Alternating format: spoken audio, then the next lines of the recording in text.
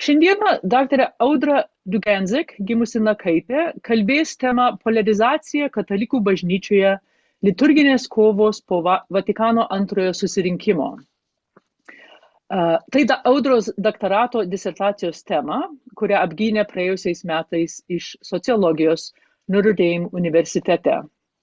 Šiuo metu Audra dirba religijotyros docente St. Mary's Seminary and University Baltimorėje. Jis specializuojasi kultūros ir religijos sociologiją. Audra augo ateitininkų šeimoje ir aktyviai dalyvavo moksleivių veikloje ir stovyklose Dainavoje. Tai mes džiaugiamės, kad Audra dabar su mumis pasidalins savo tyrimais. Jinai kalbės 30 ar 40 minučių ir po to bus proga diskusijoms. Mes kviesime publiką, mūsų klausytojus, pateikti klausimus prelegentai. Ir aš vėl priminsiu, kaip tai daryti Audros pristatymo gale. Taigi, Audra, prašau. Gerai, ačiū Indrė, ačiū visiems susirinkusiems, ypač per futbolo playoffs. Šiandien pristatysiu mažą savo tyrinėjimo dalį, pristatysiu klausimus, kurie paskatino imtis šio tyrimo, trumpą istorinę apžvalgą, surinktus duomenis, išvadas ir atsakysiu į kilusius klausimus. Mokslininkai vadina liturgiją vienas svarbiausių poliarizacijos ašių tarp JAV katalikų ir žurnalistai ir komentatoriai dažnai rašo apie šį karą tarp Amerikos katalikų. Šiandien atsakysiu klausimus, kodėl Amerikos katalikai vis dar pešasi dėl liturgijos, kodėl šventos mišios, kurios turėtų vesti į vienybę, mus Amerikos katalikus supriešino, kodėlgi netaikus pluralizmas. Nors pristatymo laikas ribotas, bet verta paminėti, kad savo tyrinėjime taip pat kėliau klausimą, kodėl Amerikos katalikų liturginės preferencijos koreliuoja su jų politinėmis pažiūrimis ir bendrai kaip įvairūs kultūriniai procesai sukūrė ir palaiko polarizaciją, tai ypač susipriešinimas, skirstymasi į tarpusavyje kovojančias stovyklas.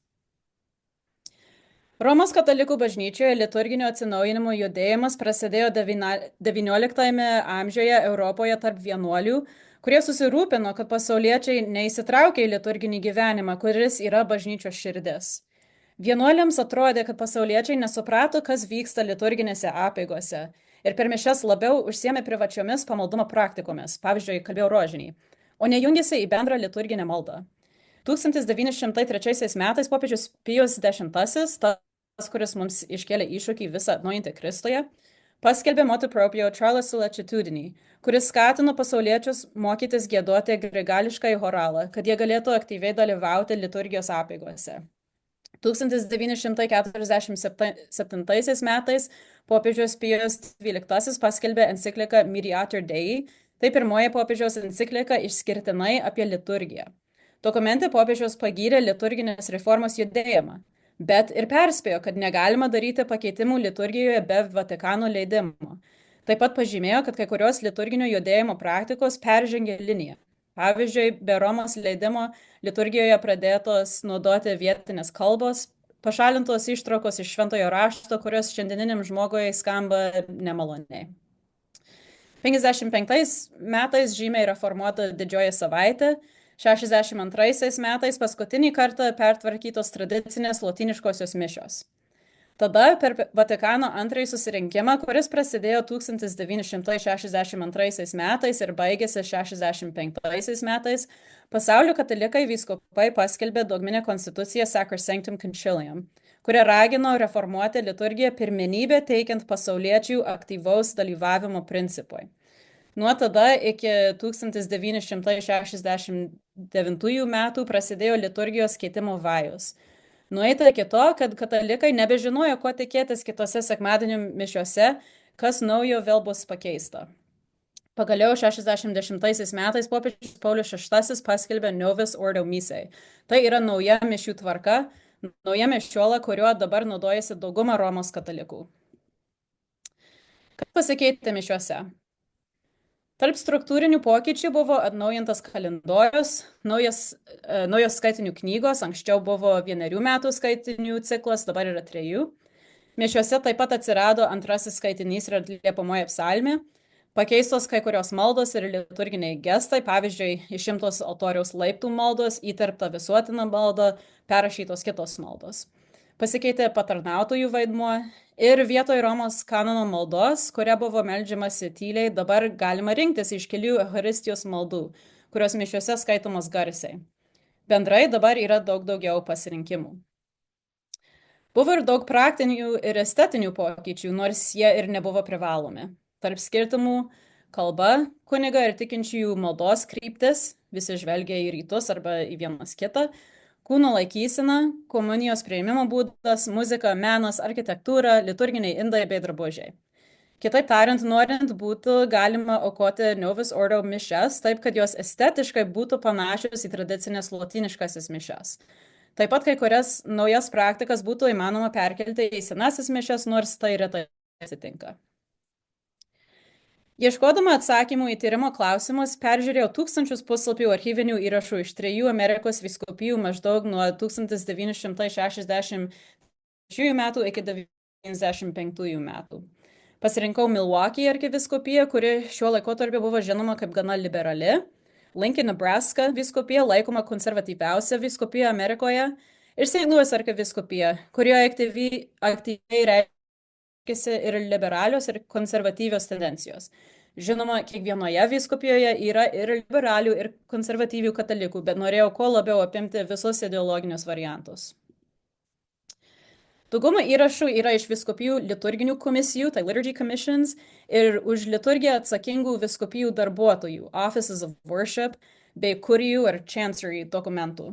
Taip pat naudojausi dokumentais iš Amerikos vyskupų konferencijos ir Vatikano. Tai prieikime prie išvadų. Kodėl liturginės normos nuolat keičiasi?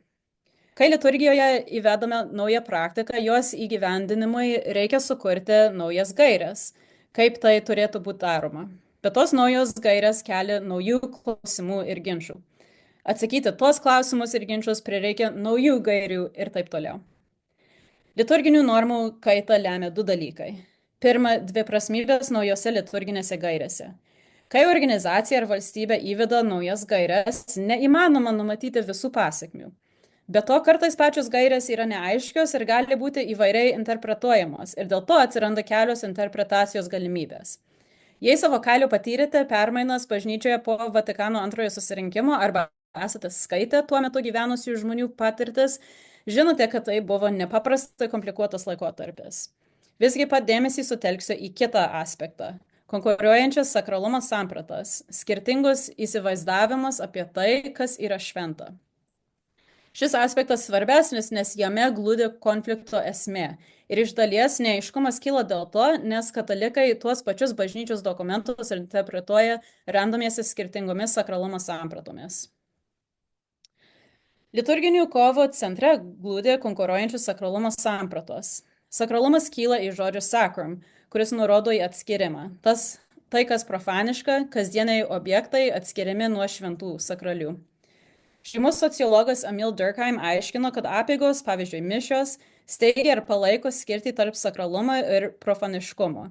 Ir iš to kyla socialinis solidarumas bei sutvirtėja grupės tapatybė. Ir todėl to, kas laikoma sakraliu, sumenkinimas stipriai įžeidžia grupės narius ir dėl to įvyksta susipriešinimas. Sociologas James Davison Hunter, komentuodamas Amerikos kultūrinės kovas, Culture Wars, teigia, kad jei visuomenėje egzistuoja skirtingos sakralumo sampratos, vien pats jų egzistavimas suvokiamas kaip pasikėsinimas į kito sakralumo sampratą. Sakralumo ir profaniškumo sampratomis remiasi bendruomenės tapatybė. Jei bendruomenėje dėl šių sampratų nesutarima, gresia vidinis skilimas, kuris susilpnina bendruomenės tapatybę. Liturginėse kovose kaip tik dar matom konkuruojančias sakralumo sampratas, kurias galima įvardinti kaip vertikaliąją ir horizontaliąją. Toks įvardinimas nėra mano idėja, tokia skirtis yra plačiai vartojama, taip pat aptinkama bažnyčios archyviniuose dokumentuose. Vertikalioje sakralumo sampratoje, kuri dominavo prieš Vatikano antrąjį susirinkimą, sakralumas pirmiausia suvokiamas per Dievo transcendenciją, o Dievo artumas suvokiamas per jo realų buvimą Eucharistijos sakramente. Tai iš esmės hierarchinė sakralumo samprata.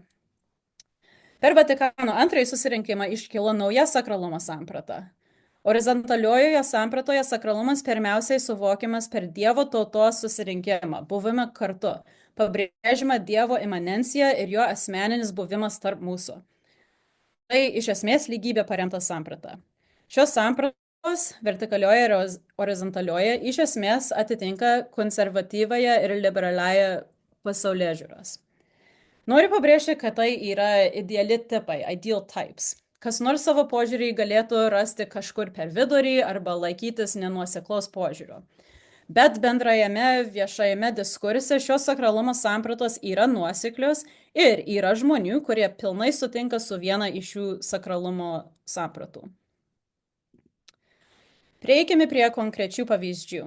Kadangi liturgijoje labai daug kas pasikeitė, savo tyrimę sutelkiau dėmesį į Eucharistijos lietimą ir priėmimą, nes susipriešinimas kyla būtent dėl nesutarimo šiuo klausimu. Tai neturėtų stebinti, nes Eucharistija yra mišių centras. Šie ginčai kyla dėl skirtingos Eucharistijos sampratos. Prieš Vatikano antrąjį susirinkimą buvo vienas būdas priimti komuniją – atsiklaupus kunigui padedant ostiją ant liežuvio. Kaip žinome, po liturginės reformos komuniją buvo leista dalinti pasauliečiams, taip pat komuniją leista priimti į rankas, bei galima dalinti dviem pavidalais. Kiekvieną šių pokyčių aptarkime atskirai. Prieš Vatikano antrąjį susirinkimą komuniją dalino tik dvasininkai, bet 1963 metais Roma davė leidimą komuniją dalinti vienuoliams ir pasauliečiams, laikantis toliau pateiktų taisyklių. Pirma, ekstraordinariniai šventosios komunijos dalintojai pasitelkime tik tada, kai pats kunigas dėl kokių nors priežasčių negali to daryti, arba jeigu mišiuose komuniją nori priimti labai daug žmonių ir dalinant tik kunigui jos per ilgai užtruktų. Beje, ką reiškia per ilgai, apibrėžta nebuvo. Antra, dalinant komuniją pirmenybę teikiama kunigui ir akolitams, tai ypač specialiai išventinti vyrai patarnauti prie altoriaus, o ekstraordinariniai komunijos dalintojai pasitelkiami tik jei pastarieji negali. Tačiau, pabrėžiu, vyskupai numatytą tvarką galėjo taikyti savo nuožiūrą, o tai reiškia, kad iš tikrųjų jie galėjo daryti, ką tik norėjo. Per liturginę reformą buvo įvestas komunijos dalyjimas dviem pavidalais – ir kūno, ir kraujo. Ši praktika vakaruose ilgą laiką buvo neleidžiama. Praktikos kilo nesutarimų, nes pirmą, kai Amerikos vyskupai 78 metais visiems davė leidimą komuniją dalinti dviem pavidalais, Roma teigia, kad vyskupai peržengė savo įgaliojimus. Tad daug Amerikos katalikų buvo sutrikę, nes atrodė, kad jų vyskupai nepakluso Romai. Antra, kai kuriems katalikams atrodė, kad komunija vyno pavidalo yra nereikalinga, nes ostijoje yra taip ir visas Kristus, ir jo kūnas, ir kraujas. Trečia, tie katalikai, kurie nesutiko su ekstraordinarinių komunijos dalintojų praktika, aš tą tuoj paaiškinsiu, teigia, kad komunijos dviem pavidalais įvedimas buvo būdas plėsti šią ekstraordinarinių komunijos dalintojų praktiką, nes tam reikia papildomų žmonių. Ir pagaliau, komunijos dalymas į rankas. Šventasis sostas buvo davęs leidimą katalikams Vokietijoje ir Belgijoje komuniją priimti stovint ir į rankas. Popiežius Paulius VI svarstė apie galimybę šį leidimą suteikti ir kitiems, bet apklausęs pasaulio vyskupus susidūrė su stipriu pasipriešinimu. Be to jam pačiam buvo neramu, kad dėl nepagarbos šiam sakramentui žmonės gali prarasti tikėjimą. Šią savo mintį jis išreiškė dokumente Memorialai Domini. Tai Indrė, jeigu galėtum čia paskaityti. A change in a matter of such moment, based on a most ancient and venerable tradition, does not merely affect discipline. It carries certain dangers with it, which may arise from the new manner of administering Holy Communion. The danger of a loss of reverence for the august sacrament of the altar, of profanation, of adulterating the true doctrine. Ačiū.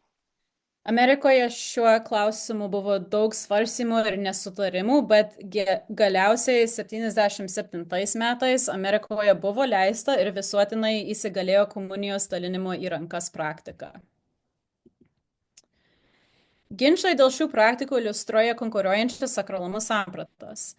Besilaikantis horizontaliosios sakralumo sampratos palaikė komunijos priėmimą į rankas ir dalinimą dviem pavydalais, nes tai suvokė kaip sugrįžimą prie pirmykštės bažnyčios praktikų, kurias laikė atimtomis iš žmonių. Taip pat jie teigia, kad skirtingų lyčių ir etninių grupių pasauliečiai turėtų dalyti komuniją, nes taip būtų atstovaujama visa bendruomenė, kadangi pačių žmonių tapatybė įkūnija sakralumą. Kita pusė, tai ypač besilaikantis vertikaliosios sakralumo sampratos, teigia, kad tik kunigas turintis apibrėžtą sakralinį vaidmenį turėtų liestis prie šio sakramento. Jie įrodinėjo, kad minėtos praktikos lėmė pagarbos stoką ir išniekinimą, nes į rankas priimama Eucharistija nukrisdavo arba būdavo numetama ant žemės, išliejamas Kristaus kraujas ir kitaip atsainiai su jais elgimasi. Jiems buvo svarbiausia išlaikyti pagarbą Dievui ir pabrėžti jos sakralumą.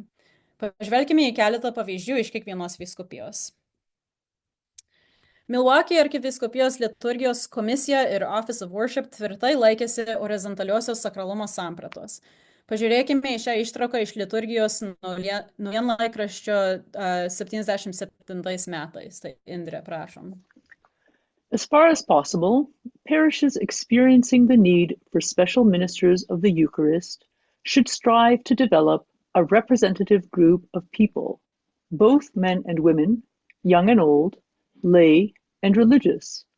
Also, it is fundamentally a lay ministry. Štai 84 metais, Indrė. Consideration should be given to the use of special ministers of the Eucharist in unique circumstances, even when enough priests and deacons are present, as a sign of the Church's diversity of ministries and gifts, or to point out the ethnic or racial richness of the Catholic community. Ir galiausiai 93 metais. Shared responsibility is essential. A multiplicity of ministers who are representative of the entire congregation must be the rule. Sakralumas yra palaikomas ir gerbiamas per bendruomenę ir jos narius. Pažvelkime į Lincoln vyskupiją. Tai vyskupas Glennon Flavin į Lincolną atvyko 1967 metais. 82 metais jo vyskupijoje kilo stiprus konfliktas. Vyskupas Flavin nusprendė mišių skaitinius leisti skaityti tik oficialiai tam paskirtiems skaitovams, tai installed lectors. Ir kadangi pagal Vatikano įstatus oficialiai skaitovais galėjo būti paskirti tik vyrai, tai reiškia, kad moterims, kurios prieš tai mišiuose daug metų skaitė skaitinius, staiga buvo uždrausta tai daryti. Kilo reakcija iš katalikų už aktyvų liturginį gyvenimą, tai Catholics for Active Liturgical Life, ar CALL. Jie užkūrė lobistinę kompaniją prieš šį vyskupo sprendimą. CALL tapo vietinė aktyvistų grupė, skirta įvairiems vyskupijos klausimams, nuo liturgijos iki finansinio skaidrumo bei katalikiško švietimo. Viena iš jų nuoskatų buvo ta, kad dėl kunigų užimtumo ligoniai retai galėdavo priimti komuniją, o vyskupas Flavin neleido pasauliečiams dalinti komunijos. Bet tai nebuvo tik pastoracinis poreikis. CALL taip pat pripažino, kad buvo kita priežastis leisti pasauliečiams dalinti komuniją. 1987 metais savo naujienlaiškyje jie teigia, tai Indrė, prašom. Even if it were physically possible for our pastors to go out from their Sunday liturgies to bring communion to those physically unable to be present, an important element would still be missing. There would be no involvement of the Christian community, which draws much of its significance and strength from the shared priesthood of all believers, with which each Catholic is gifted by virtue of baptism. Tai nebuvo tik akademinė diskusija. CALL naujienlaiškiai buvo labai emocingi. Pateiksiu tik vieną pavyzdį, kuris tai atspindi. Viena moteris rašė, Indrė, prašom. Then we moved to Lincoln from California. I cannot begin to describe the many feelings I experienced as a result of the diocese, but the greatest was oppression. Never have I felt so powerless and frustrated so angry, and for the first time in my life, because I am lay, and even more so because I am a woman. Taigi pirmiausia, atkreipkime dėmesį į jos vartojamus daiktavardžius ir aprašymus ir įvardinimus. Priespauda, bejėgiškumas, nusivylimas, pyktis. Ir tada atkreipkite dėmesį, su kuo siejami šie žodžiai, jos individualiomis savybėmis, jos kaip pasaulietės statusu. Ji ir kiti pyksta, nes jaučia, kad buvo pažeistas jų asmeninis orumas, kuris yra sakralus. Ir kaip ji vėliau rašo, dėl to jai iš pradžių buvo sunku bendrauti su kitaip mąstančiais katalikais. Kaip galiausiai baigėsi Lincoln vyskupijoje, kol bandė eiti oficialiais kanalais, jie bandė susitikti su vyskupo Flavin, o kai jis neatsakė, jie bandė pasiekti, kad lektorių ir komunijos dalintojų praktika būtų oficialiai įvesta vyskupų konferencijos lygmeniu, bet vyskupas Flavin atsisakė dalyvauti. Galiausiai vyskupas Flavin išėjo į pensiją ir atvyko vyskupas Fabian Bruskowitz, kuris nors taip pat buvo labai konservatyvus, vis dėlto šiek tiek sušvelnino gaires dėl komunijos dalinimo ir skaitovių mišiuose. Pažiūrėkime į pavyzdį iš St. Louis. Čia laiškas arkivyskupui May iš Catherine ir George Boudreau. Indre, prašom. Holy Communion is given out at our church every Sunday under both species. This causes much distraction. We find ourselves watching to see who does and who doesn't. I was taught in my childhood to hold fast to the truths taught to us. I was convinced that when one received the sacred host, that it contained the real body and blood of Jesus. I saw no reason to receive under both species. My son and his wife told me this story of what happened at a home mass they attended a year ago. It is painful to relate, but a dog consumed the host. It was by accident, of course, but it would never have happened if the Mass was celebrated only in church. In my parish, a host was found among the seats. This ought to be reason enough to stop the practice of receiving in the hands. One of the priests told me he could do nothing about it. He had no time or feeling for me. St. Tarcisius lost his life rather than have the sacred host fall into hands of pagans. He was stoned to death at the hands of a mob. Ačiū. Tai žmona Catherine Boudreau kitur taip pat rašo, kaip dauguma jos brolių atmetė bažnyčią dėl liturginės reformos. Atkreipkite dėmesį, kad skausmas yra susijęs su Eucharistijos išniekinimu, kaip pavyzdžiui, kai ostija prarija šuo ar ostija buvo rasta bažnyčios suole, ir nepagarba bažnyčios tradicijoje, matoma pavyzdžiuose komunijoje dviem pavidalais ir mišiuose, kurios būdavo aukojamos namuose. Šie rūpesčiai rodo vertikalės sakralumo sampratą. Iš tiesų, Boudreau teigia, kad žmogui geriau tapti kankiniu, neleisti išniekinti Eucharistiją. Kaip ir anksčiau pateiktame Kal pavyzdyje, pasauliečiai jaučia, kad dvasininkai juos išdavė. Jų parapijos kunigas nepaskyrė nei laiko, nei parodė atjautos. Žmonės mato, kaip išniekinama Eucharistija ir tai juos užgauna, o kai apie tai pranešus vyskupui, vyskupas ignoruoja, žmogus užgaunamas dar kartą. Be to, Kal kaip argumentą už pasauliečius komunijos dalintojus naudojo Švento Tarsicijaus pavyzdį. Kaip tai? Na, jie atkreipia dėmesį, kad jis buvo akolitas, o ne kunigas, paaukojo savo gyvybę už Eucharistiją, todėl pasauliečiams gali būti patikėta laikyti ir nešti Eucharistiją. Manau, kad tai puikus pavyzdys, kaip tas pats dalykas gali būti skirtingai interpretuojamas remiantis skirtingomis sakralumo sampratomis. Tai, matėme, kaip skirtingos sakralumo sampratos lemia skirtingus požiūrius į tai, kokios liturginės praktikos turėtų būti leidžiamos ir draudžiamos. Jei pabrėžiamas žmonijos sakralumas, tai suvokime kaip Dievo garbinimo nureikšminimas. Jei centrinė ašis yra Dievo sakralumas, tai suvokime kaip žmonijos orumo įžeidimas. Abiem atvejais jaučiamas stiprus pyktis, skausmas ir išdavystė. Tačiau, nors tai puikiai paaiškina, kodėl katalikai kovoja po Vatikano antrojo susirinkimo, kai liturginės reformos įgyvendinimas dar vyko labai komplikuotai, tai ne visiškai paaiškina, kodėl konfliktas tęsiasi ir dabar tarp katalikų, kurie gimė keliasdešimt metų po susirinkimo, kai Novus Ordo jau buvo įtvirtinta mišių tvarka. Savo tyrimė apie tai trumpai užsiminu, teigdama, kad konfliktas tęsiasi dėl to, kad 20-ame amžiuje pasikeitė pasauliečių vaidmuo. Įgyvendinant liturginę reformą, pasauliečiai nebuvo vien tik žiūrovai, jie patys įvairiais būdais tapo liturgijos kūrėjais. Tai buvo dalis 20-ojo amžiaus augančios tendencijos, kuri daugeliu atžvilgių buvo išreikšta Vatikano antrojo susirinkimo dokumentuose, bet mūsų tikslas svarbiausia konstitucija Sacrosanctum Concilium, kuri kaip pagrindinį reformos tikslą pabrėžia pilną ir aktyvų pasauliečių dalyvavimą liturgijoje. Pažiūrėkim, kaip pasauliečiai tapo mišių kūrėjais. Pirma, formaliai išplėstas jų vaidmuo liturgijoje. Pasauliečiai perėmė skaityti skaitinius prieš Evangeliją ir, kaip matėme, jiems buvo suteiktas leidimas dalinti komuniją. Jie taip pat nešė aukas prie altoriaus.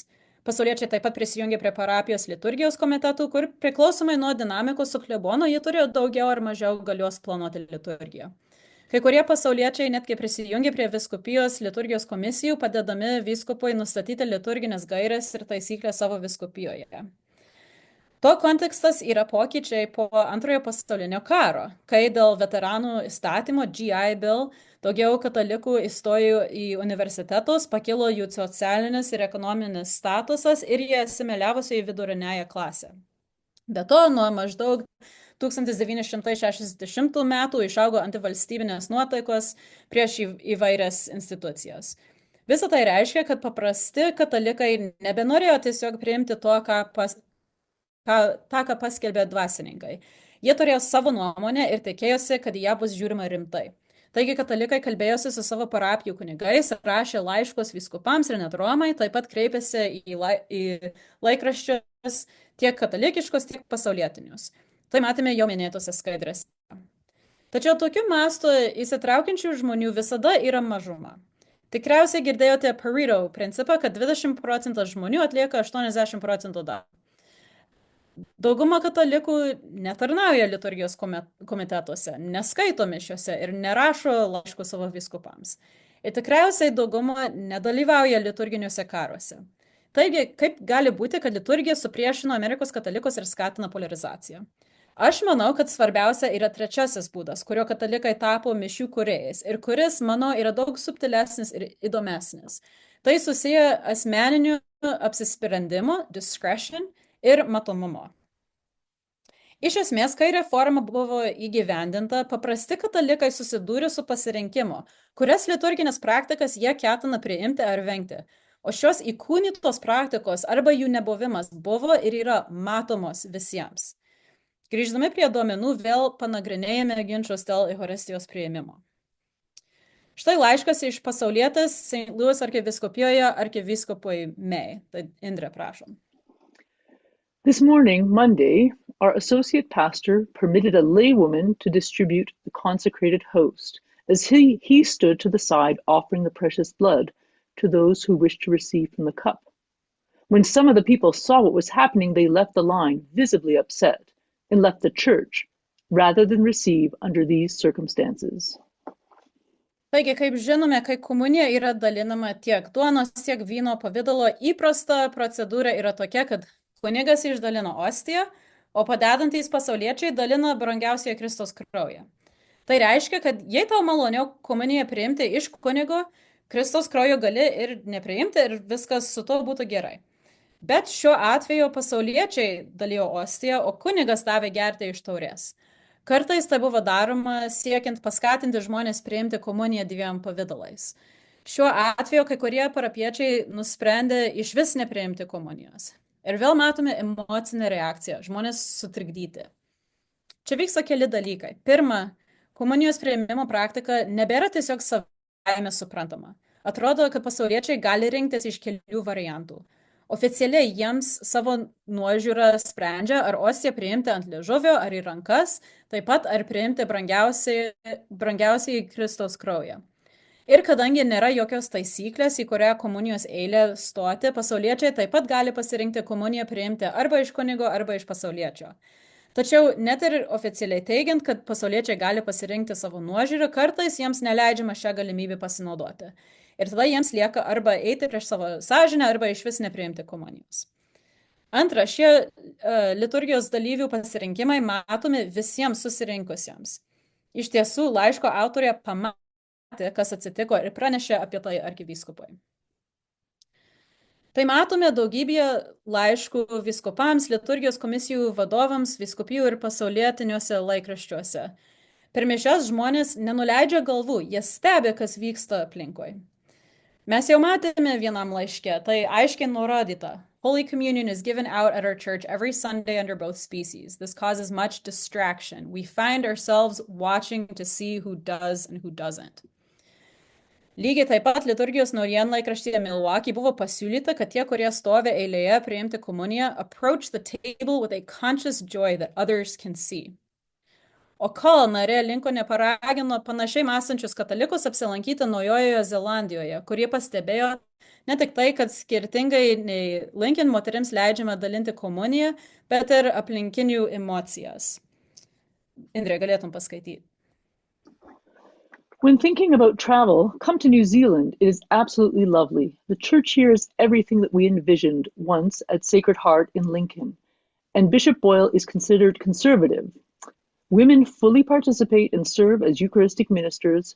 Priests celebrate with their congregation, and there is a great feeling of joy, even though the church is unheated in winter. Kol taip pat mėgo pabrėžti, kad savo paties aukojamosi mišiuose popiežius Jonas Paulius II skaitovais ir komunijos dalintojais įdarbino pasauliečius vyrus ir moteris.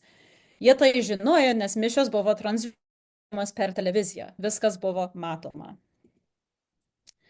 Taigi, kai ateina laikas komunijai, katalikas turi nuspręsti, ką daryti. Galima priimti sąmoningą sprendimą. Pavyzdžiui, aš priimsiu tik iš kunigo arba aš ketinu priimti iš pasauliečio. Bet tarkime, kad liturgijos karai jūsų visiškai nedomina. Galite tiesiog stoti į bet kurią eilę, nepaisant to, kas dalina komuniją. Galite vadovautis senu įpročiu ir komuniją priimti ant liežuvio vien dėl to, kad taip darėte visą savo gyvenimą, arba galite priimti į rankas, nes dabar taip daro visi kiti. Bet kad ir ką darytumėte, jūsų pasirinkimas bus matomas, nes tai įkūnytas veiksmas. Jei stojate į eilę komunijai, o dalijantis asmuo yra pasaulietis, priimdami iš jo komuniją, jūs bent jau tyliai pritarėte pasauliečių komunijos dalinimo praktikai. Ir tai reiškia, kad staiga jūs esate tam tikros liturgijos karų pusės dalis. Panašiai, jei jūs ir toliau priimate komuniją į burną iš įpročio, kai visi kiti priima į rankas, nepaisant jūsų požiūrio, kiti apie jūs galvoja kaip esantį iš kitos stovyklos.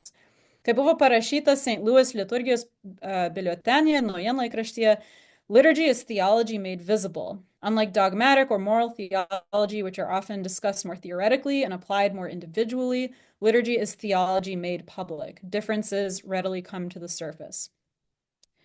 Jei žmonių nepažįstame, paprastai bažnyčioje nežinome kitų nuomonės įvairiais klausimais. Bet elgsena liturgijoje iš karto matosi, nes liturgija yra įkūnyta. Žmogaus požiūris ir tai, kad jis yra kitų matomas, stipriai keičia situaciją. Anksčiau visi dalyvavo mišiuose kartu, o mišios visur būdavo maždaug vienodos. Bet reformos metu pasauliečiai pradėjo svarstyti, kam teikti pirmenybę ir pradėjo formuoti skirtingos nuomonės. Žmogus apsisprendžia pats ir mato kitų sprendimus, pavyzdžiui, kaip priimti komuniją. Ir kadangi šie pasirinkimai nėra neutralūs, o susijęs su tam tikromis sakralumo sampratomis, pradeda formuoti stovyklos. Tu taip priimi komuniją, tu turbūt toks katalikas. Esi liberalus, esi konservatyvus. Taip pat nueinama ir į kitą pusę. Galite svarstyti ir taip. Na, aš esu liberalus katalikas, o liberalų katalikai priima komuniją va šitaip, taigi ir aš tai priimsiu. Tas pats galioja ir konservatyviems katalikams. Kadangi iš esmės kiekvienas liturgijos aspektas yra atviras klausimas ir visi yra įtraukiami į diskusijas, yra daug galimybių kovoti, o tai dar labiau kuria ir sustiprina pasidalinimą į skirtingas stovyklas. To pasekmė yra ši. Katalikai pradeda lankyti mišias pagal savo preferencijas. Toje pačioje parapijoje vyksta įvairios mišios, kad atitiktų skirtingus liturginius skonius. Daugelis katalikų renkasi parapiją, kuri atitinka jų pageidavimus, o ne tiesiog lanko savo teritorinę parapiją. Iš tiesų, JAV katalikų lankančių ne savo teritorinę parapiją procentas nuo Vatikano antrojo susirinkimo išaugo. Žinoma, yra įvairių priežasčių, dėl kurių žmonės renkasi parapijas, ne tik liturgija. Bet svarbu ir tai, kad liturgija tapo savotiško katalikų preferencijų ir tapatybės reikalu. Praėjus 20 metų po Novus Ordo įvedimo, audros daugiau ar mažiau aprimo. Tačiau prieštaravimas tarp konkuruojančių sakralumo sampratų neišspręstas. Kodėl ne? Pirma, ne viena pusė nelaimėjo galutinai. Vien pažvelgus į klausimus susijusius su komunijos prieimimo, horizontaliosios sakralumo sampratos šalininkai laimėjo teisę priimti komuniją į rankas, ją priimti dviem pavidalais ir pasauliečiams leisti dalinti komuniją. O vertikaliosios sakralumo sampratos šalininkai laimėjo kitus ginčus dėl komunijos. Pavyzdžiui, ar kunigas gali improvizuoti Eucharistijos maldą? Ne. Ar į komunijos duoną galima dėti medaus, mėlių ir druskos, kad jie būtų panašesnė į kasdienę duoną? Irgi ne. Visi šie klausimai, kuriuos ką tik paminėjau, buvo keliami maždaug tuo pačiu metu. Ir tuomet dar nebuvo aišku, kuo viskas pasibaigs. Kitas pavyzdys – tradicinės lotyniškos mišios.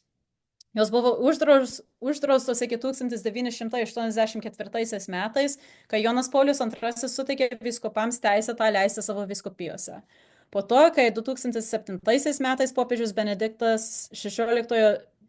XVI Summorum Pontificum kunigams davė įgaliojimą patiems priimti sprendimą dėl tradicinių mišių aukojimo, jos labai išpopuliarėjo. 2021 metais popiežiaus Pranciškaus Traditionis Custodes vėl apribojo tradicinių lotyniškųjų mišių aukojimą. Nuolatiniai pakeitimai reiškia, jog visi žino, kad ir kokios taisyklės dėl lotyniškųjų tradicinių mišių konkrečių momentų bebūtų, tai nėra galutinis sprendimas, viskas gali bet kada pasikeisti.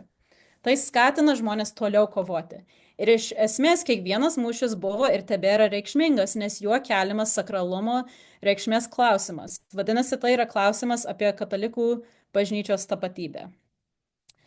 Buvo įvairių bandymų išspręsti šios prieštaravimus, bet kol kas niekas nepasiteisino. Kai kurie propagavo centristinę pagrindinės krypties poziciją, pagal kurią reforma ir jos horizontalumas kaip visuma yra pripažįstama iš esmės gerais. Tačiau kartu teigiama, kad bažnyčios autoritetas vis dar yra svarbus, todėl reikia uždrausti neoficialius liturginius eksperimentus. Bet iš tikrųjų tai neįsprendžia konflikto esmės, nes kai kurie žmonės nepritarė naujoms praktikoms, kurias bažnyčia oficialiai priėmė. Taip pat yra reformos reforma, kurioje laikomasi vertikaliosios sakralumo sampratos ir į liturgiją bandoma sugrąžinti įvairius tradicinius elementus. Yra kelios tokio bandymo versijos. Vienos versijos atstovai nuoširdžiai pritarė Sacrosanctum Concilium pateiktoms liturgijos reformos gairiams, tačiau teigia, kad Novus Ordo netitinka šio dokumento nurodymų. Todėl būta įvairių svarstymų, kaip galėtų atrodyti liturgija laikantis Sacrosanctum Concilium nurodymų. Kita versija yra pesimistiškesnė ir reforma yra iš esmės laiko geriausia pragmatiško varianto, tol kol senosios mišios neprieinamos. Galiausiai reforma netenkina nei konservatyvių, nei liberalių katalikų. Tradicionalistai reformą vertina kaip lūpų dažymą kiauliai, lipstick on a pig, o liberalams yra atgrasios tiek tradicinės praktikos naujosiuose mišiuose, tiek pačios senosios mišios. Tai, ką aš pavadinau centrizmo ir reformos reforma, yra gana nuoseklios pozicijos, tačiau daugelį parapijų vyrauja eklektika, tai yra horizontaliosios ir vertikaliosios sakralumo sampratos praktikoje sumusušios.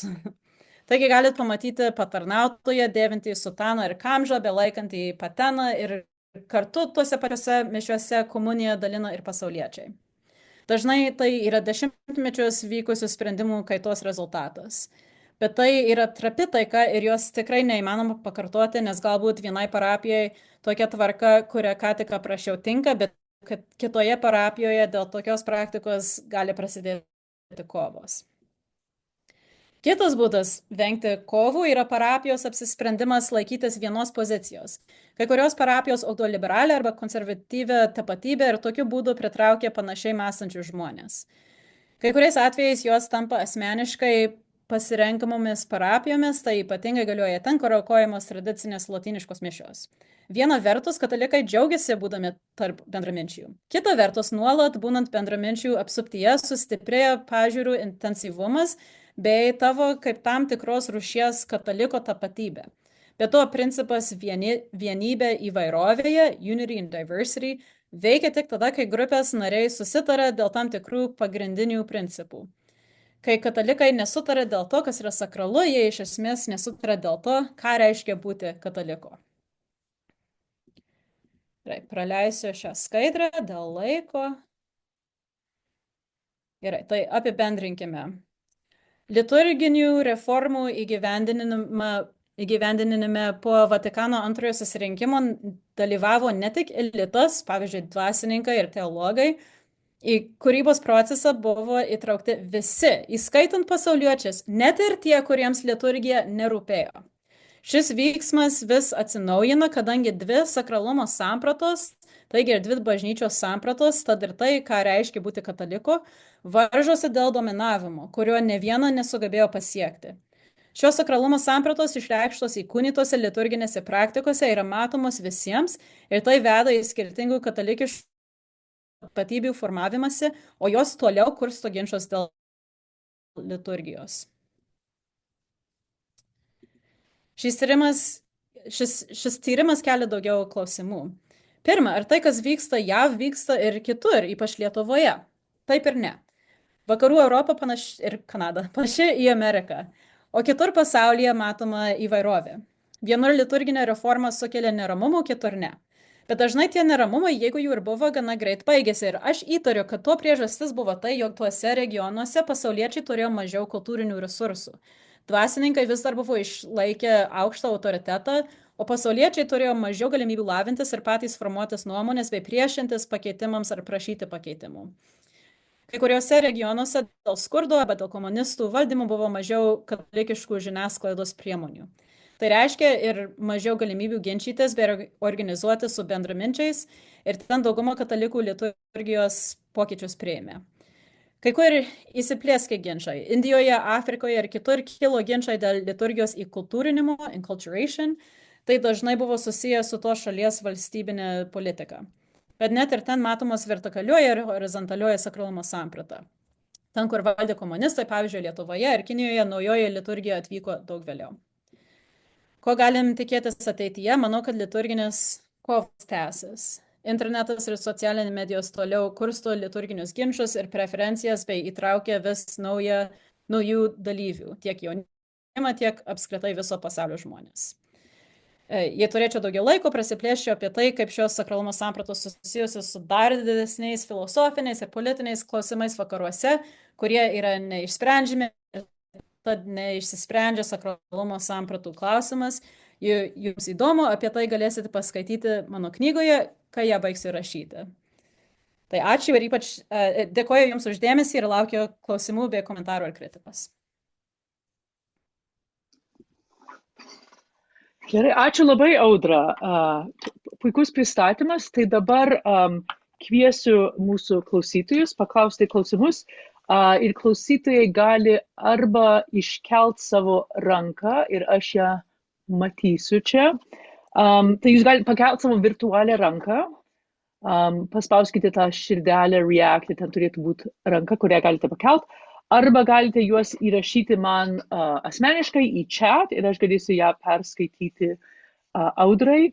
Ir Audra sakė, kad jinai bandys atsakyti lietuviškai, bet gali būti, kad atsakys angliškai, nes, kaip mes žinome, yra didžiulis iššūkis apie savo specialybę kalbėti lietuvių kalba, kai visos studijos yra anglų kalba. Tai man atrodo, jau Audra čia padarė nuostabų darbą, tikrai aptardama savo tyrimus lietuvių kalba, bet aš žinau, kad yra, kai reikia staigiai atsakyti, tai Audra bus pasiruošus 2 kalbom sureaguoti į jūsų klausimus. Be abejo, jūs galite ir klausti klausimus angliškai, jeigu jums lengviau. Gerai, tai aš matau, kad Robertas Vitkus pakėlęs ranką. Tai prašau, Robertai. Ačiū.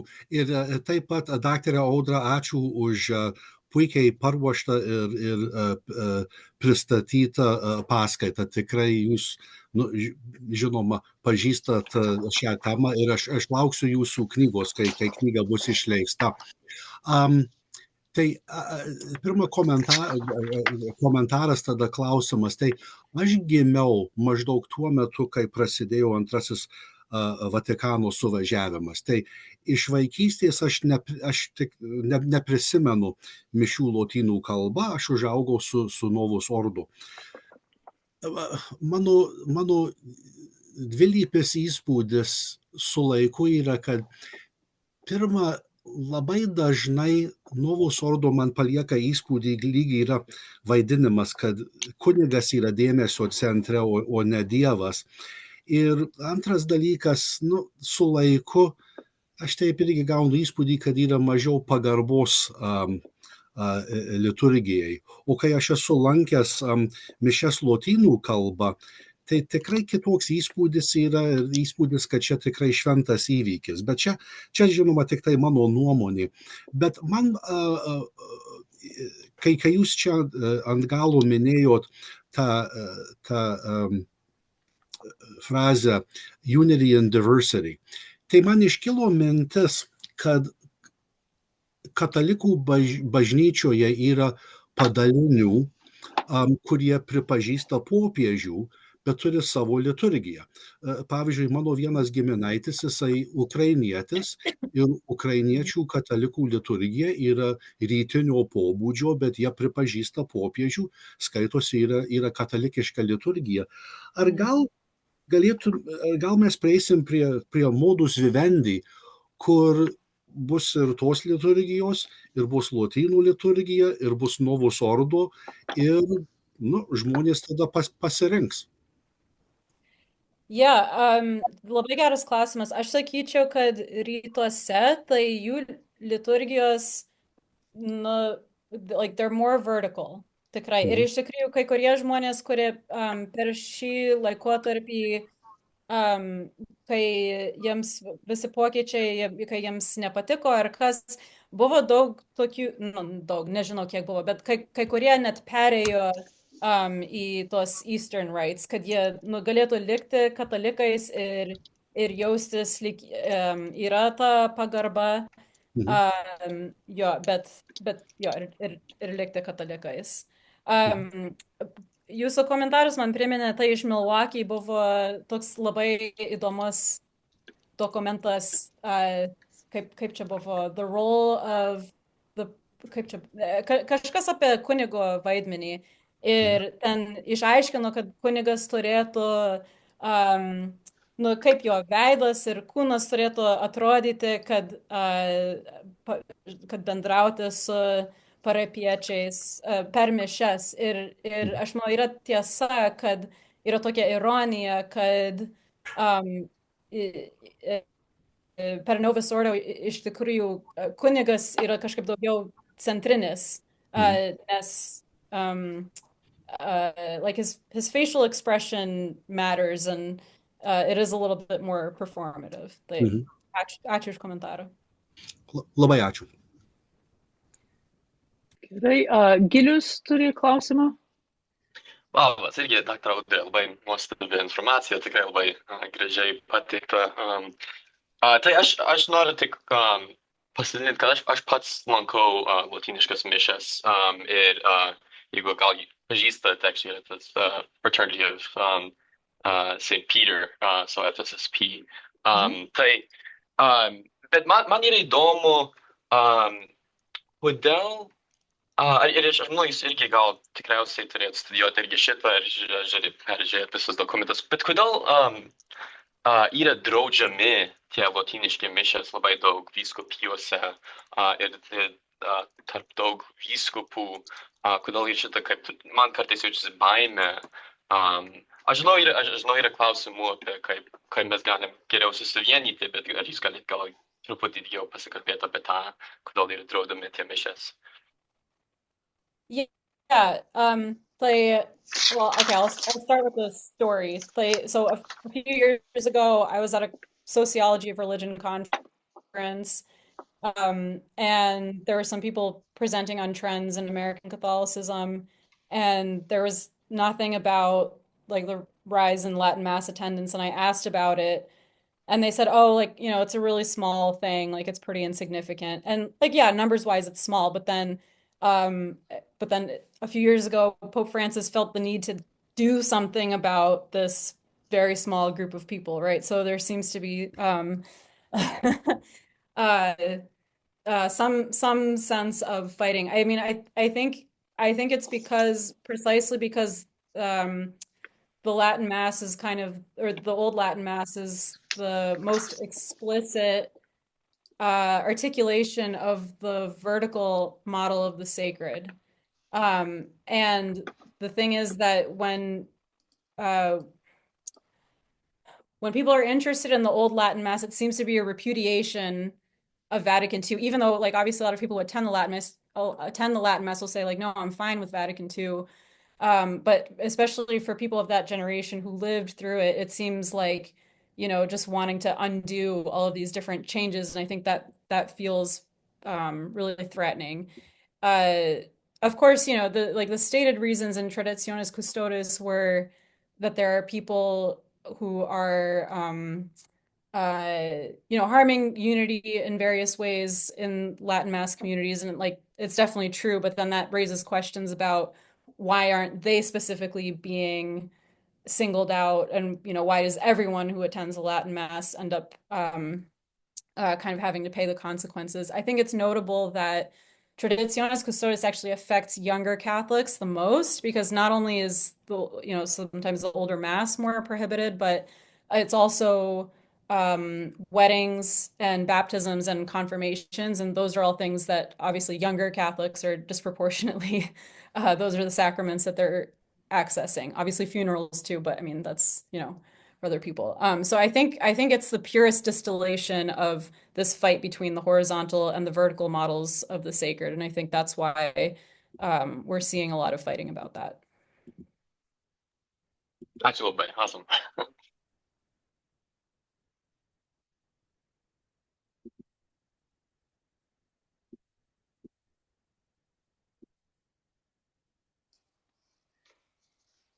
Tai kol laukiam čia dar, kol kiti suformuluos klausimą, tai aš tyrinėju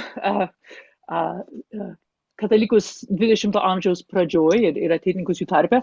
Ir man buvo įdomu pastebėti, čia gal daugiau toks komentaras, bet irgi, kad net prieš šitus visus pasikeitimus, prieš Vatikaną II, kaip žmonės dalyvavo mišiuose, irgi buvo toks, it was a visible moment, jo, tai yra komentarų, aš žinau, tėvais skaičiau, žodžiu, ten vieno kunigo dienoraštį ir jis komentuoja, pavyzdžiui, kaip Pranas Dovydaitis, žinai, atėjo į mišias ir jis priėmė komuniją, nes prieš Vatikaną II buvo, labai buvo sujungta prieimas prie išpažinties ir tada prieimas prie komunijos. Tai tada visi, kurie prieidavo prie komunijos, buvo tai vėl visually buvo aišku, kad, matai, šitie žmonės labai rimtai, žinai, praktikuoja savo tikėjimą. Tai čia, žinai, aš nežinau, ar noriu komentuoti apie tai, ar ne, bet net prieš Vatikaną II būdavo vis tiek tokie visual markers žmogaus dvasinio gyvenimo, jo.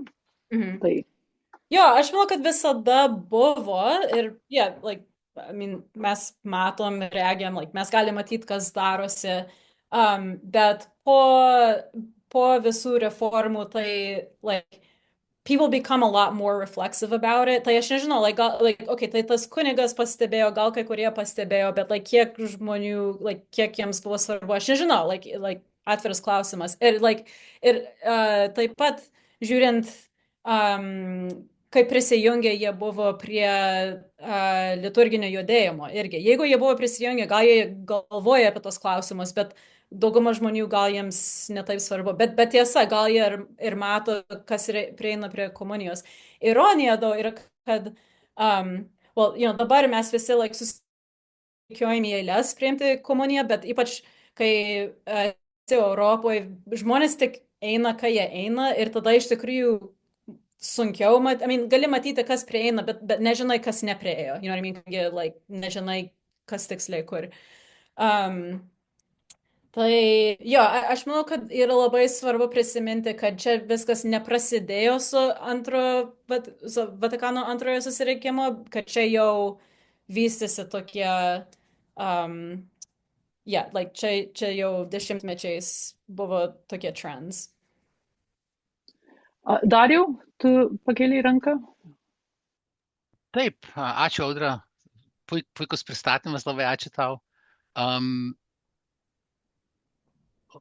Girdit mane, ne? Čia kažką. Gerai, puiku. Tai klausimas toksai, iš tikrųjų, gal komentaras ir paskui klausimas, reakcija į tai. Tai susidaro toks vaizdas, kad mes čia pešamės apie liturgiją ir apie dalykus, kurie suprantama yra svarbus. Jeigu kalbam apie sakralumo visą savoką, tai čia yra iš tikrųjų tikrai labai svarbu. Bet mums besipešant apie šios dalykus, dideliai skaičiai katalikų ir iš tikrųjų kitų religijų žmonių iš vis palieka organizuotą religiją ir praktikuoja kažkokį neapčiuopamą, turi kažkokią neapčiuopamą sampratą Dievo kažkokią tai, ar tai gamtoje ir kur kitur. Ar šitose visose kovose kažkada yra užsiminta apie tai tokį dalyką ir kad galbūt mums reikėtų rasti būdą nebekovoti, o kažkaip rasti kažkokį sutarimą, ir reiškia kreipti labiau dėmesį į tai, kad mūsų gretos retėja ir kaip sakau, palieka religiją iš viso. Čia iš tikrųjų yra vis tiek dalis tos kovos, nes tai pavyzdžiui ypač like conservatives and traditionalists will say, well, it's because of all these changes that people are leaving. Ir taip kitoj pusėje kartais žmonės sako, mes nepakankamai daug ką pakeitėm, tai dabar žmonėms, like, it's not relevant to them, ir jie išeina, ar ne? Tai beje, iš tikrųjų yra dalis tos kovos. Aš siūlyčiau jums skaityti Stephen Bullivant knygą Mass Exodus. Tai jisai rašo apie kodėl tiek žmonių išėjo iš katalikų bažnyčios Amerikoje ir Didžiojoje Britanijoje. Ir jisai sako, kad dalinai yra dėl kas atsitiko po Vatikano antrojo susirinkimo, bet jisai sako, kad jau buvo problemų prieš tai. Tai net jeigu tas susirinkimas nebūtų vykęs, tai turbūt bažnyčiai būtų sunkumų. Bet jisai sako, aišku, čia toks didelis dalykas, kad aišku, it had to have consequences, ar nebuvo pasekmių. Ačiū. Ačiū. Petrai? Klausimas? Ačiū. Audra, aš turiu du klausimus šiek tiek panašus. Jeigu katalikų bažnyčioje yra dogma, kad Eucharistija yra tikras Kristaus kūnas ir kraujas, dvasinė ir fizinė prasme, ar horizontalistai, reiškia horizontalinės sakralumo sampratos rėmėjai, ar jie laikosi tą dogmą tiek pat, kiek ir vertikalistai? Tai pirmas klausimas. Antras klausimas yra, argi nesusitarimų dėl liturgijos pagrindo nesudaro skirtingi įsitikinimai apie Eucharistijos dogmos šventumą? Tai dėl pirmo, aš tik sakysiu, aš neturiu numerių ir aš manau, kad žmonės skiriasi, ar ne, kai kurie...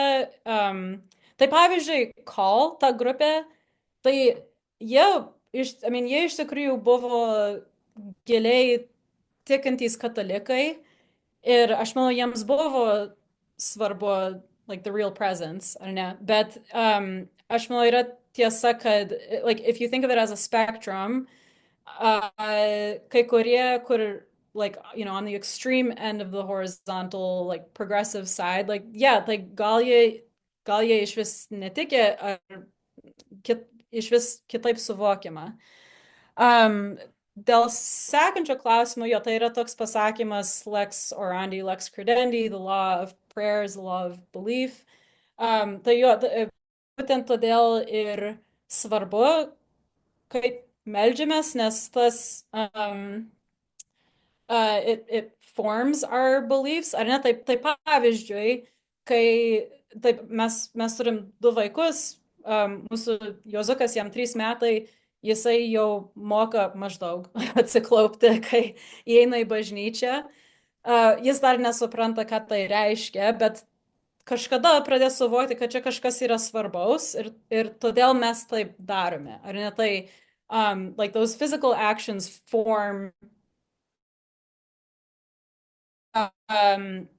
tai ir vėl todėl šios karos yra tokios svarbios, kadangi aš manau, kad žmonės tai supranta. Gediminai, jūs turite klausimą? Taip, sveiki. Pagal susirinkus matau, kad tikriausiai aš būsiu vienas iš nedaugelio, kurie yra iš Lietuvos pasijungę. Labas vakaras. Labas, jau laba naktis. Ja. Tai ačiū Audra už tokį nuostabų ir gilų pristatymą. Tikrai buvo įdomu ir norėčiau truputėlį gal pasidalinti savo tokiu patyrimu. Ilgą laiką Lietuvoje lotyniškos mišios buvo siejamos su lefebristų judėjimu, kas paprastai reikšdavo, kad tai yra ne tai, kad draudžiama, bet nelabai suderinama su sakysim, Jono Pauliaus antrojo arba kitų, kol neatsirado truputį laisvesnio požiūrio į lotyniškas mišias. Tačiau prasidėjus nepriklausomybei ir augant tokiam išlaisvėjusiam bendruomeniniam dalyvavime šventose mišiose, aš įsivaizduoju, kad čia tampa jau toks horizontalusis bendruomeninis dalyvavimas, kur sakysim, pradžioje ten atsiranda gitaros, atsiranda jaunimo būreliai, kurie gieda per mišias ir toks atrodo gyvas dalyvavimas šventose mišiose, kuris tampa pradžioje labai patrauklus jaunimui ir tėvams, kurie ateina su vaikais.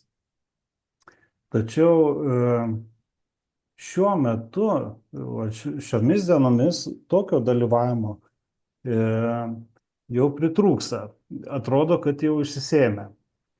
Ir matome, kad žmonės kartais po darbų, ne tai, kad po darbų, bet ateina į šventas mišias sekmadienį jau gana paprastai.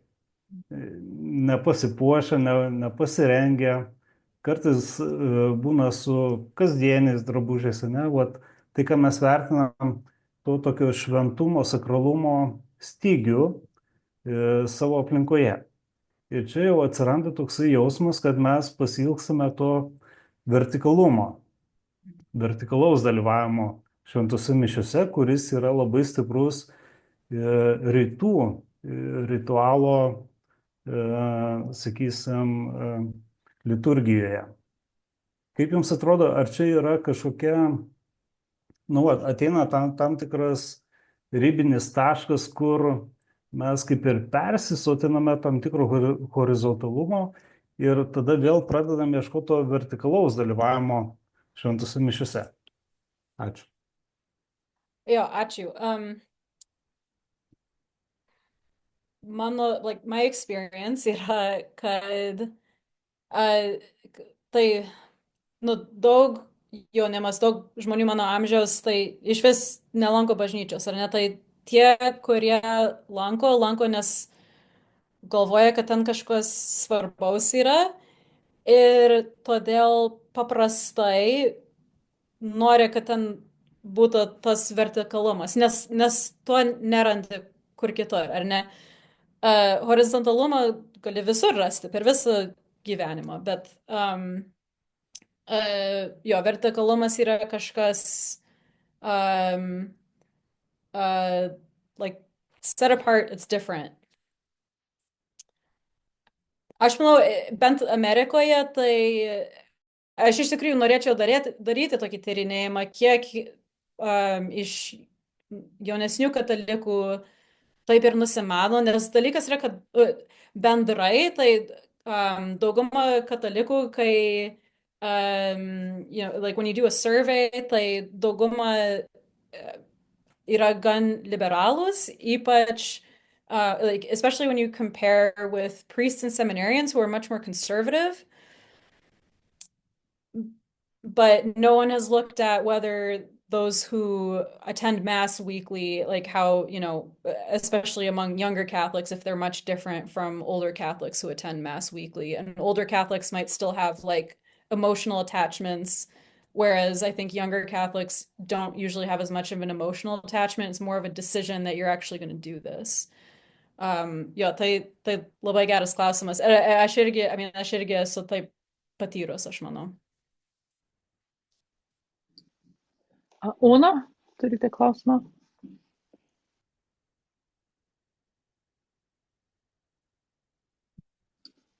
Ona, ar yra klausimas? Ar pakelta ranka?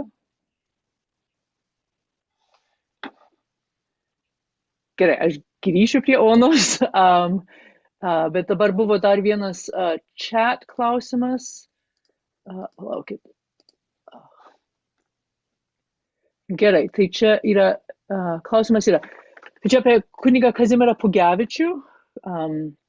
Gerai, kunigas Kazimieras Pugevičius man sakė, kad iš visų kunigiškų pareigų labiausiai atgrasė jam buvo dėti komuniją ant žmonių iškištų liežuvių. Jis, kaip ir aš, buvome originalistai. Paskutinėje vakarienėje Kristus laužė duoną, ją dalino, bet niekur neparašyta, kad jis apaštalams sakė iškišti liežuvius. So čia komentaras. This is very much part of the debate. So there's a great article in the journal Antiphon that looks at the history of communion in the hand. And it's true that for the first 800 years or so, communion in the hand was practiced. That's attested in various church fathers. Interestingly, when women received, often they put a cloth over their hands. But there was a general movement away from that practice precisely out of concern for reverence and, like, you know, particles being lost. So it's not that the practice is bad per se by any means, but it's out of experience that people started, you know, deciding, okay, maybe we need to do this in a different way, that, you know, that respects the integrity of the sacrament. But this is very much like the argument that people have been having. Should we do precisely what was done in the early church, or should we do what has developed over time based on experience? Gerai. Tai čia iš AM Kubilius pakėlėt ranką? Ar ne? Lower hand. Čia. Labas, Audra, geras vardas, labai aš irgi Audra. Tai aš tik vieną komentarą ir tada klausimą. Tai mano komentaras yra toks. Ačiū Dievui, kad buvo Vatikano antrasis, kadangi lietuvišką kultūrinį indėlį tokią gražią ir puikią bažnytinę muziką įvedė kunigas Yla, su Strolė, su visais tais tikrai nuostabiais muzikantais. Tai mūsų kultūrinis indėlis yra nuostabus po Vatikano. Man klausimas apie tą vertikalinį visą judėjimą. Labai praktiškas. Jau nebėra užtenkamai kunigų. Ar čia tie žmonės, kurie yra taip įsitikinę, kad tik gali būti tik kunigai, negali būti pasauliečiai, ypač gink Dieve, kad nebūtų moterys. Ar nėra praktiškų, ar tas praktiškas klausimas niekad nėra keliamas, kad nėra užtenkamai kunigų? Tai pirmas klausimas ir komentaras apie lietuvišką kultūrą. So obviously Vatican II was the impetus for a lot of enculturation, but it was not the first time that enculturation happened in the liturgy. So there was all kinds of enculturation in Chinese and Iroquois, even in English before. I think that's kind of a myth that, like, it's only possible after Vatican II, although you're right that, like, historically that was an important impetus. Yeah, in terms of the practical aspects of this, so I think you're right for something like, bringing, well, especially like bringing communion to people, right? Which is like what Call was really concerned about. They were really concerned because like people were seeing a priest once a month on like a Tuesday, right? Not even a Sunday. And like clearly there's a problem with that. But as far as during Mass, I mean, maybe. So if there's there's a lot of parishes with only one priest, and if you have hundreds of people at Mass and most of them are receiving communion, then yeah, like that is a practical issue. But a lot of parishes, like if there's another priest in the parish, he'll come and help distribute communion. So in those cases, it's still the practical aspect comes into it, but it's still ultimately a fight about like these two understandings of the sacred. Ačiū. Gerai, tai dar kartą paklausiu Onos, nes ten pakilo ranką ir paskui vėl nusileido, tai nežinau, Ona, ar yra klausimas? Ar,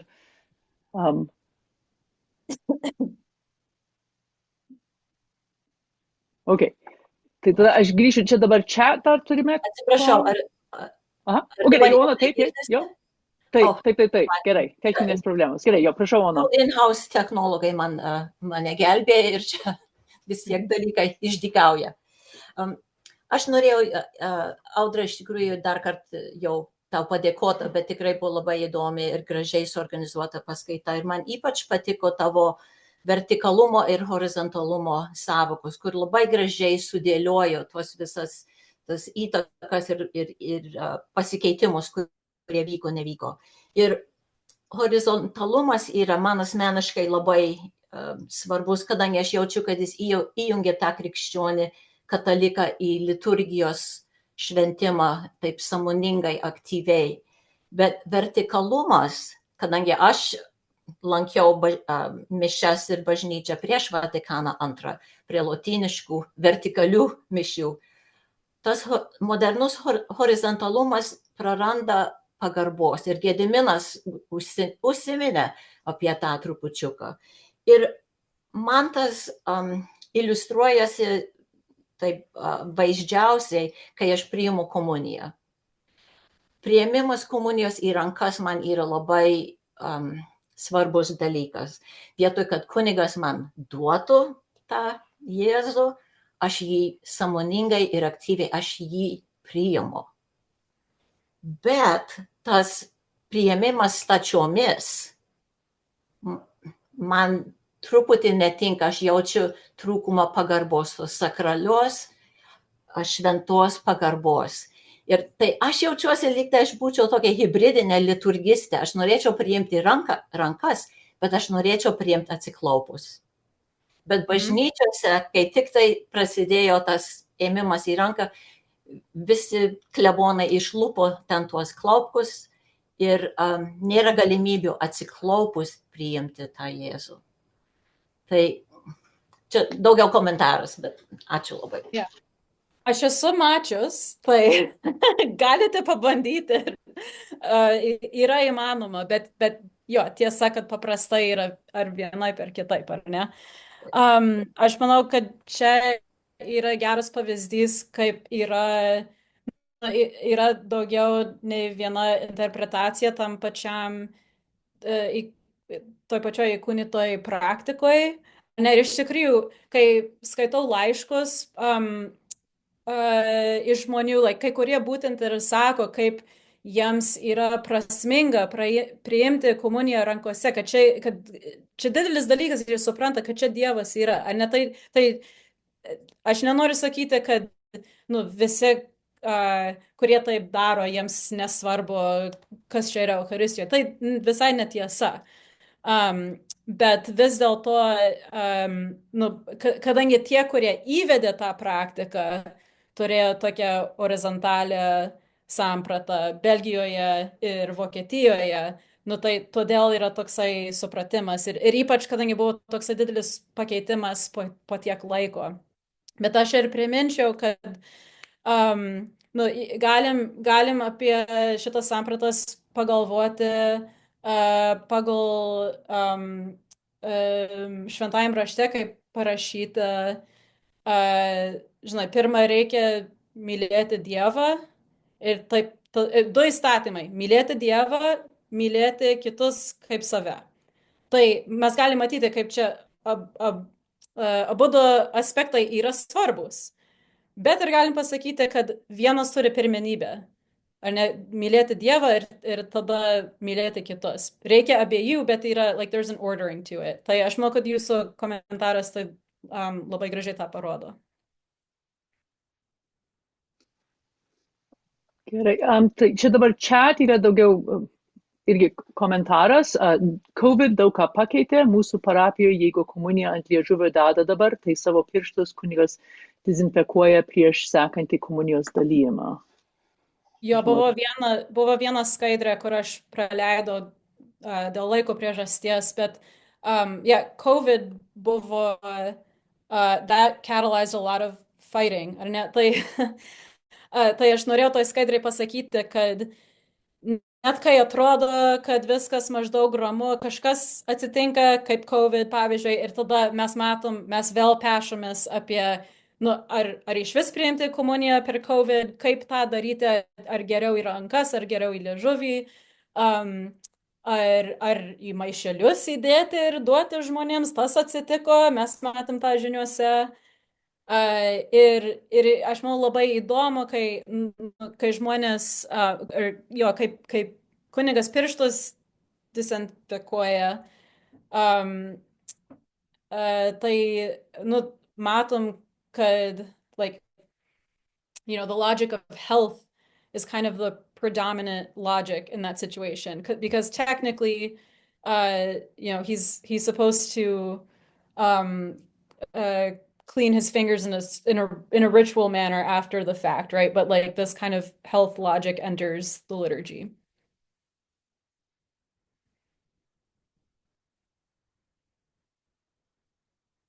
Ačiū.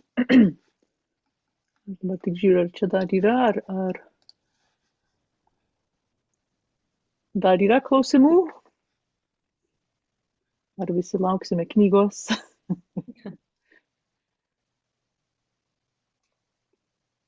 Gerai, palaukit, čia dar atsirado čia dar vienas, palaukit. Tai klausimas dabar, o kaip dėl komunijos priėmimo be išpažinties? Airijoje bažnyčiose masiškai visi priima komuniją, manau, be išpažinties. Tai negerai. Ir aš manau, kad galėtum pagal bet kurią sampratą sakyti, kad tai negerai, nes net jeigu laikaisi horizontalės sampratos, gali sakyti, reikia susitaikyti su kitais prieš prieinant sakramento, bet tai čia yra problema. Petras turi dar klausimą? Petrai, reikia įjungti mikrofoną.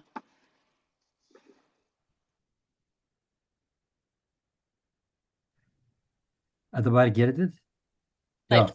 Tai, Audra, kokia jūsų nuomonė yra toks naratyvas linksniuojamas, kad mūsų nežinėje, masės kultūros nežinėje, kad protestantai palieka jų konfesijas ir eina į katalikų ir ortodoksų, pereina į katalikų ortodoksų bažnyčias ir kad žmogus pasimetęs šitoj nežiniai, kur institucijos ir kultūra yra keičiama, ieško stabilumo ir kad katalikų bažnyčia kaip tik inkorporuodama daugiau tokio sakralumo, ar tai būtų retkartinis smilkalų naudojimas, kuris jau buvo iš Senojo testamento, čia nėra išgalvota, čia yra 3000 metų jau pagarba Dievui ir tokie gestai, reiškia, kad tas gali padėti pritraukti tikinčiosius ir kad ypatingai jaunoji karta dabar yra į lotynų mišias, todėl yra traukiama dėl to. Jaunoji karta yra vis linkusi sukilti prieš masę. Dabar yra čia toks naratyvas. Dabar masės kultūra yra dominuojanti ir jaunimas nori sukilti, nes jaunimas vis linkęs sukilti. Kokia tavo nuomonė apie tai? Ar toksai įtraukimas daugiau pagarbos į mūsų mišias, ar tas gali padėti mūsų bažnyčiai? Ja, aš manau, kad tai ir vyksta, bet dėl pačių numerių, tai vis tiek katalikų bažnyčia vis tiek praranda daugiau žmonių negu kad įtraukia. Aš esu mačius, kad tarp protestantų yra daugiau domėjimuose dėl, liturgical living, embodied worship. Tai patys protestantai dabar kartais, evangelikai, kurie paprastai visai atsisako bet kokios liturgijos, ar ne, jie pradeda kai ką pabandyti. Aš juokauju, ir čia tikrai egzistuoja, yra toksai evangelical or Catholic pipeline, kur žmonės, jie evangelikai, ir tada jie, they join more and more liturgical churches, Presbyterian and then Anglican, ir tada po to jie paprastai arba pas katalikų bažnyčią, arba ortodoksų, usually that's the stopping point. Dabar vėl, čia nėra dideli numeriai, bet aš esu mačius tą procesą daug kartų. Tai klausimas, ar gali padėti, gali, bet aš nelaukčiau, kad staiga, ateis 1000 žmonių pas mus tik dėl to. Gerai, ačiū. Ir paskutinį klausimą duosime mūsų pirmininkui, kuris pakėlė ranką. Dariau. Tai gal ne paskutinį. Nežinau, ar baigti tą klausimą, bet man iš tikrųjų beklausant kyla toks klausimas, kadangi čia iškelta ta mintis, ta naratyvas tas, kad ypač jaunieji katalikai yra linkę labiau į lotynų mišias ir į tą formą garbinimo. Ir kas yra įdomu, ir gal čia ne tiek tau klausimas, Audra, kiek kvietimas mūsų publikai pagalvoti apie šitą, nežinau, o gal jeigu turi kokį atsakymą, tai žinoma, prašau. Ką tai reiškia mūsų, pavyzdžiui, lietuviškai bendruomeniai ir ypač, sakykime, ateitininkų bendruomeniai, kur mišios yra centrinis momentas mūsų daug ko, tai ne tik tikėjimo, bet ir ateitininkų veiklos. Ir jeigu mes esame tokioje situacijoje, kur dabar kai kurie mūsų nariai, kurie vis tiek praktikuoja, yra katalikai, reiškia, ir praktikuojantys, bet lanko latiniškas mišias, reiškia, ir jie nenori, reiškia, Novus Ordum mišias lankyti, pavyzdžiui, jiem tai ne prie širdies yra. Ir nežinau, čia gal neieškau atsakymų, tik keliu tą klausimą, ką tai reiškia mūsų veiklai, reiškia, stovyklose, susirinkimuose, bendruomenėse. Labai geras klausimas. Aš manau, dalinai, it's a two-way street. Tai, when people are made to feel like liking the Latin Mass is bad and wrong, that usually, kind of shuts them off to you. On the other hand, if they're just totally, completely unwilling to go to the Novus Ordo, it's then you can't work together with that, right? So some of it is just, trying to be serene about all of it, and be open to trying some new things. But there has to be, there has to be an attitude of openness and mutual respect. I've seen it go both ways. I've seen, I've seen you can have a community where you have all kinds of different things going on and people respect each other and it kind of works. But then when you have this closing off from each other, then that's also a big problem. So Praktiškai aš nežinau, ką tai reiškia ateitininkams, bet čia tokios mintys. Iš tikrųjų, man tavo atsakymas labai patinka, man atrodo, tas atvirumas vieni kitiems. Čia yra, man atrodo, gal ir viso reikalo esmė, nežinau. Pagalvosim apie tai. Bet ačiū, jo, tai padėjo iš tikrųjų, dar ačiū. Gerai, ačiū Adriau, ačiū Dariau. Tai gal ir baigsim su to atvirumo mintim. Tai labai dėkoju, daktarai Audrai Dugenzik, už pristatymą. Tema dar vis, kaip žinome, aktuali. Šitie liturginių pokyčių istorija yra jau dabar daugiau kaip 100 metų senumo, bet reikalai dar vis verda. Ir įtariu, kad daugumas iš mūsų čia dalyvaujančių, kaip Audra yra sakius, esame vienaip ar kitaip nusistatę šiuo liturgijos klausimu. Aš žinau, kad man pačiai sociologinės studijos padeda man save pačią ir savo įsitikinimus suprasti truputį kitoje šviesoje, kas visada yra naudinga ir sveika. Taigi ačiū, kad pristatei įžvalgų ne tik apie įvykius prieš porą dešimtmečių, bet irgi be abejo apšvieti mūsų dabartį. Taip pat noriu padėkoti ŠAT tarybos nariams, kurie padėjo organizuoti šį renginį. Tai virtualių renginių grupės nariai Vainis Aleksa, Rima Idzelytė Brandes, Audra Kubiliūtė Daulienė, Viktoras Nakas ir Grasilda Reinytė Petkus. Mes ruošime dar vieną nuotolinį renginį šį pavasarį, tikimės detalės paskelbti netrukus. Taip pat, jeigu norite paremti Šiaurės Amerikos ateitininkų tarybos virtualius renginius, kviečiame paaukoti šiai iniciatyvai per ŠAT internetinę svetainę ateitis.org. Ir taip pat noriu paminėti, kad ŠAT organizuoja suvažiavimą šį rudenį. Tai čia toks save the date, dabar, kad jau žinotumėt. Taigi, lapkričio mėnesį per JAV padėkos dienos savaitgalį vyks suvažiavimas Vilties keliu. Tai įsirašykite į savo kalendorius ir be abejo daugiau pranešime žinių apie tai netrukus. Tai tuomi baigsime šį pristatymą, šį susibūrimą. Ačiū dar kartą Audrai ir ačiū visiems, kurie susirinkote pasiklausyti, padiskutuoti ir geros dienos ir gero vakaro. Garbė Kristui. Ačiū Jums.